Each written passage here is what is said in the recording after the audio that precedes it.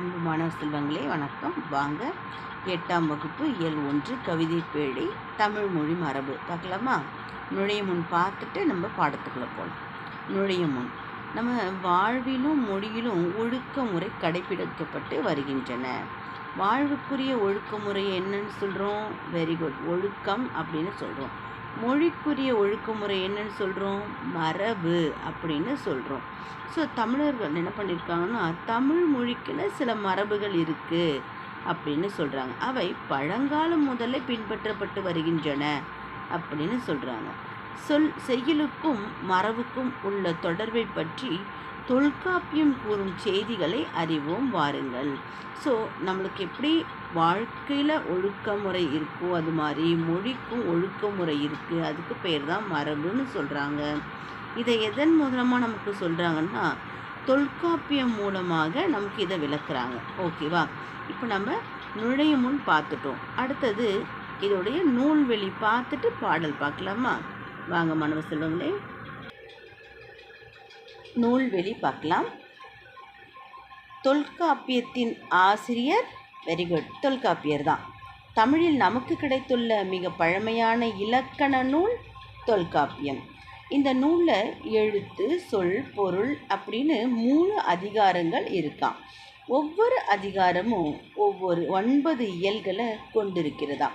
நமக்கு கொடுத்துருக்கிறது பொருள் அதிகாரத்தில் மரபியல் அப்படின்ற இந்த இடத்துல 3 நூற்பாக்கள் கொடுத்துருக்காங்க. அதாவது 91, 92, 93.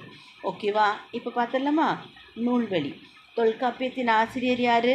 தொல்காப்பியர். Very good. நமக்கு கிடைத்த பழமையான இலக்கண நூல் தொல்காப்பியம். தொல்காப்பியம் ஒரு இலக்கண நூல். ஓகேவா? ஸோ இதுக்கு எப்படி எத்தனை அதிகாரங்கள் இருக்குது? 3 அதிகாரங்கள் இருக்குது. அவை என்னென்ன? எழுத்து, சொல், பொருள்.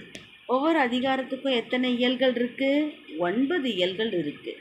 பொருள் அதிகாரத்திலேருந்து மரபியல் அப்படிங்கிற அதிகாரத்துலேருந்து நமக்கு எத்தனை பாட்டு கொடுத்துருக்காங்க? 3 நூற்பாக்கள். அவை என்னென்ன? 91, 92, 93. ஓகேவா மாணவ செல்வங்களே? இப்போ நம்ம பாட்டுக்குள்ளே போயிடலாமா? வாங்க பாருங்கம்மா. நிலம், தீ, நீர், வளி, விசும்பொடு 5ம் கலந்த மயக்கம் உலகம் ஆதலின் இருதினை ஐம்பால் இயல் நெறி வழா அமை திரிவு இல் சொல்லோடு தழா அல் வேண்டும். இது தொல்காப்பியம் 1579. மரபு நிலை திரிதல் செய்யுட்கு இல்லை, மரபு வழிபட்ட சொல்லின் ஆன. இது தொல்காப்பியத்தில் 1580வது பாடல். மரபு நிலை திரியின் பிரிது பிரிதாகும். இது தொல்காப்பியத்தில் 1581. இது எழுதினது யாரு? தொல்காப்பியர். Very good. சொல்லும் பொருளும் பாருங்க கீழே. விசும்புனா வானம், மயக்கம்னா கலவை, இருத்திணைனா என்ன? Very good, உயர்த்திணை, அக்ரிணை. வழா அமை அப்படின்னா தவறாமை. ஐம்பால் என்பது ஆண்பால், பெண்பால், பலர்பால், ஒன்றன்பால், பலவின்பால். மரபுனா வெரி குட், வழக்கம். திரிதல் மாறுபடுதல். செய்யுள்னா பாட்டு. தழா அல் அப்படின்னா தழுவுதல், பயன்படுத்துதல். ஓகேவா மாணவ செல்வங்களே? இப்போ நம்ம பாடலோட பொருளுக்கு போயிடலாமா? வாங்க பாருங்க. இவ்வுலகம் நிலம், நீர், தீ, காற்று, வானம் ஆகிய 5ம் கலந்த கலவையாகும். பஞ்சபூதங்கள்னு சொல்கிறோம்லம்மா, அதுதான். நிலம், நீர், காற்று, ஆகாயம், தீ, இது எல்லாமே சேர்ந்த இந்த 5 கலந்த கலவை தான் இந்த உலகம். இவ்வுலகில் தோன்றிய பொருள்கள் அனைத்தும் இந்த 5 பூதங்களில் சேர்த்தால் உருவானவை. நம்ம உடம்பும் அப்படித்தான். நம்ம சுவாசிக்கிற காற்று, நம்ம நடக்கிறது, நம்ம ஒவ்வொரு செயல்களும் நம்ம பார்த்தோம்னா இந்த உலகம் 5 பூதங்களால் ஆனவை. அந்த 5 பூதங்கள் எது? நிலம், நீர், தீ, காற்று, வானம். ஓகே. உலகத்து பொருட்களை எத்தனை திணைகளாக பிரிக்கிறாங்க? வெரி குட், 2 திணை. ஒன்று உயர்திணை, இன்னொன்று வெரி குட் அக்ரிணை. ஸோ மனிதர்கள், தேவர்கள் மட்டும்தான் உயர்திணை. இது எல்லாத மரம், செடி, கொடிகள், விலங்குகள் இதெல்லாம் அக்ரிணை. ஸோ 5 பால்களாகவும் பாகுபடுத்தி கூறுதல் தமிழ் மொழி மரபு. ஸோ 2 திணை, 5 பால். 5 பால்னா என்ன? வெரி குட், ஆண்பால், பெண்பால், பலர்பால், ஒன்றன் பால் பலவின் பால். ஸோ இந்த 5 பால்களாகவும் 2 திணைகளாகவும் பாகுபடுத்தி கூறுதல் யாரோட மரபு? தமிழ் மொழியோட மரபு.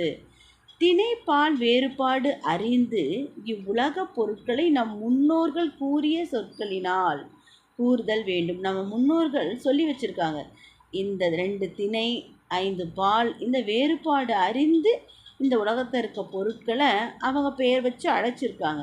அந்த மொழி மரபு மாறாமல் நம்மளும் அதை பயன்படுத்தணும், பின்பற்றணும், கூறுதல் வேண்டும் அப்படின்னு சொல்கிறாங்க. அடுத்தது, இம்மரபானது சொற்களையே செய்யுள்கள், இம்மரபான சொற்களையே செய்யுளில் பயன்படுத்த வேண்டும் அப்படின்னு சொல்கிறாங்க.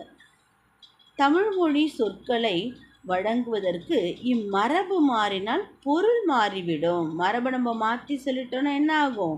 பொருள் மாறிடும் அப்படின்னு சொல்கிறாங்க. அவள் வந்தான் அப்படின்னு சொல்லுவோமா? அவள்ங்கிறது என்ன? பெண்பால். வந்தான் ஆண்பாலில் முடியுது, அப்படி வருமா? பொருள் மாறும்ல. அதுதான் மாணவ செல்வங்களே. அப்போ நம்ம என்ன பண்ணணும்? செய்யுள்ள மரபை மாற்றாமல் சொல்லணும். குயில் என்ன பண்ணும்? வெரி குட், கத்துமா? இல்லை கூவும். காகம் என்ன பண்ணும்? கரையும். ஸோ நாய் என்ன பண்ணும்? குரைக்கும். ஸோ அதனுடைய இயல்புகளை மாற்றாமல் நம்ம சொல்லணும். இதெல்லாம் மரபு அப்படின்னு சொல்கிறாங்க. கீழே பாருங்கள், அளபடைன்னு ஒன்று கொடுத்துருக்காங்க. நமக்கு இங்கே ஒரே ஒன்று தான் கொடுத்துருக்காங்க.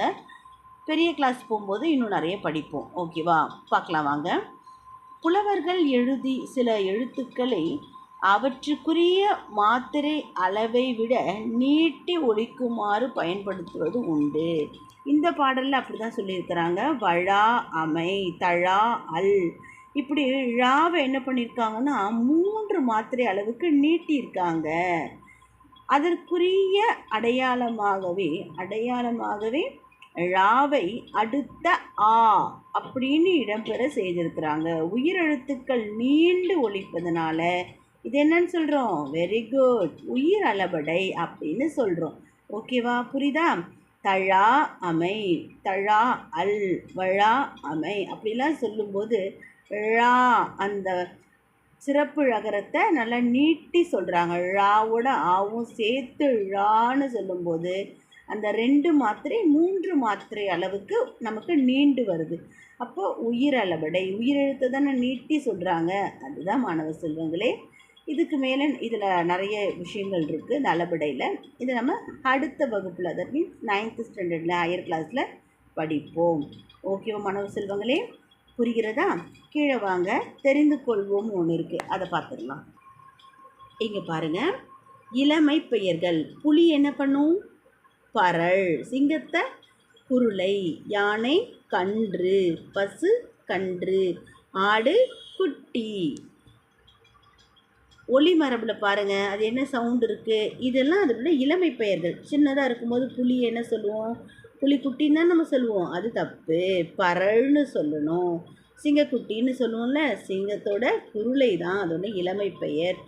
பசுவை என்ன சொல்லுவோம்மா? பசுமாடு குட்டி போட்டுடுச்சுமான்னு சொல்லுவோம். தப்பு. பசு கன்று ஈன்றுள்ளது, அதுதான் கரெக்டு. இது இளமை பெயர்கள். இந்த பக்கம் பாருங்கள், ஒளி மரபு, அதனுடைய சத்தம். புலி என்ன பண்ணும்? உருமும். சிங்கம் முழங்கும். யானை பிளிரும். பசு கதரும். ஆடு கத்தும். இதுதான் ஒளி மரபு. புரிகிறதா? அதோடைய சவுண்ட்ஸு, அது என்னென்ன சவுண்டு கொடுக்கும் அப்படின்றது. புரியுதா மாணவ செல்வங்களே? இதுதான் மரபு. இதை தாண்டி நம்ம மாற்றி எழுதணும், மாற்றி சொல்கிறோன்னா அது தவறு, அர்த்தம் மாறிடும்னு சொல்கிறாங்க. அடுத்து நம்ம மதிப்பீடு பார்த்துருவோமா? வாங்க. சரியான விடை பாருங்க. பறவைகள் டேஷ் பறந்து சென்றன. எங்கே பறக்குது? விசும்பில். இயற்கையை போற்றுதல் தமிழர். வெரி குட், மரபு. இரு திணை பிரித்து எழுதினால் 2 கூட்டல் திணை. ஐம்பால், இந்த சொல்ல பிரித்து எழுத கிடைப்பது வெரி குட்மா 5 கூட்டல் பால். புரிகிறதா? குருவினா பாருங்க, உலகம் எவற்றால் ஆனது? மேலே பாருங்கம்மா, பாடலோட பொருள் இருக்குது பாருங்க. இவ்வுலகம் நிலம், நீர், தீ, காற்று, வானம் ஆகிய ஐந்தும் கலந்த கலவையாகும். இந்த 5 பூதங்களால் ஆனது தான் இந்த உலகம். அடுத்து பாருங்க, செய்யுளில் மரபுகளை ஏன் மாற்றக்கூடாது? திணைப்பால் வேறுபாடு அறிந்து இவ்வுலக பொருட்கள் அனைத்தும் நம் முன்னோர்கள் கூறிய சொற்களால் கூறுதல் வேண்டும். இம்மரபு சொற்களையே செய்யுளில் பயன்படுத்த வேண்டும் அப்படின்னு சொல்கிறாங்க.